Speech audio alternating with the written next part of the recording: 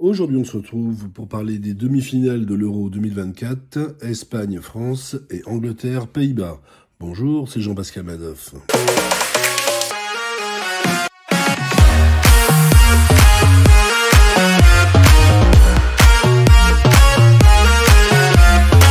Juste avant, je t'invite à cliquer sous la vidéo si tu veux le calendrier de l'Euro en couleur que tu peux compléter et garder en souvenir, le guide des paris sportifs et bien d'autres surprises sous la vidéo. On commence donc avec ces demi-finales qui sont très à l'ancienne, on va dire, Espagne, France, Angleterre, Pays-Bas, qui rappellent les mêmes grosses affiches des années 80, 90. Ça n'a pas changé, les petites équipes, les petits pays de foot ont toujours du mal à passer dans le dernier carré. On commence tout de suite avec l'Espagne contre la France.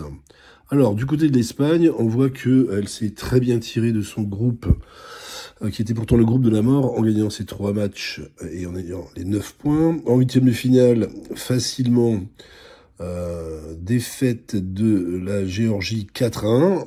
Ceci dit, la Géorgie a mené 1-0 pendant une partie de la première mi-temps, avant que l'Espagne ne débloque le match.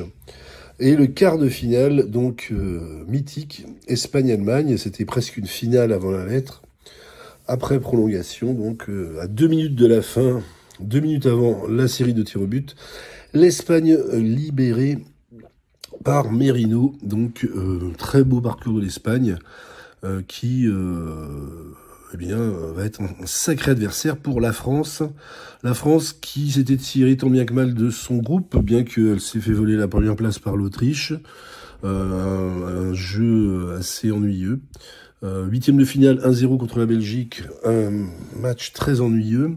Et un quart de finale tout aussi ennuyeux contre le Portugal au tir au but. Donc on peut dire que le parcours de la France n'a rien à voir avec celui de l'Espagne.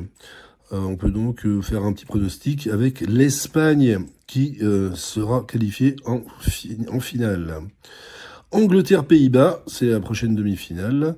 Alors l'Angleterre était sortie première de son groupe devant le Danemark et la Slovénie. Avec un jeu très ennuyeux, comme on l'a dit, pour la France.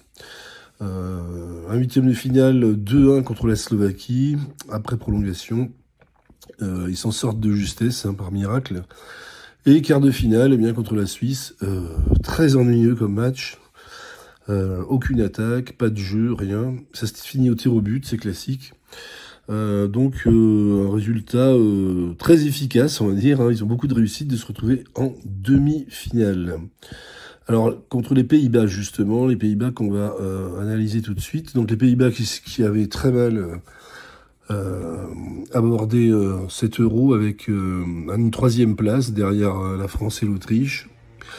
Un huitième de finale plus facile, Pays-Bas, Roumanie 3-0, la Roumanie qui était une des équipes les plus faibles de l'Euro. Et le quart de finale, alors là les Pays-Bas se sont réveillés face à une Turquie, une très belle équipe de Turquie. Les Pays-Bas ont dû se décarcasser et on voit qu'ils ont un potentiel quand ils veulent bien l'utiliser. Et justement, je pense que les Pays-Bas devraient justement se qualifier en finale face à l'Angleterre. Donc si on fait un petit récapitulatif, on va dire Espagne-France, Espagne, Angleterre-Pays-Bas. Pays-Bas, ce serait donc une finale Espagne-Pays-Bas qui nous rappelle la finale de Coupe du Monde de 2010 où l'Espagne avait gagné après prolongation 1-0, un but de Iniesta. C'était un match difficile, avec beaucoup d'attaques. C'était assez violent, si je me rappelle, surtout de la part des Pays-Bas, beaucoup de fautes. On espère que ça sera une finale, si c'est cette finale qui aura lieu, eh bien une finale plus fair-play, on va dire. Et en tout cas, ça va être passionnant de suivre ces demi-finales. Tu peux toujours donc prendre sous la vidéo ton guide des paris sportifs, le calendrier complet de l'Euro, à compléter, à garder en souvenir ou à faire ce que tu veux avec. Et d'autres, si tu aimes bien les paris sportifs, d'autres surprises pour toi. Je te remercie bien sûr d'avoir écouté cette vidéo jusqu'au bout. C'était Jean-Pascal Madoff.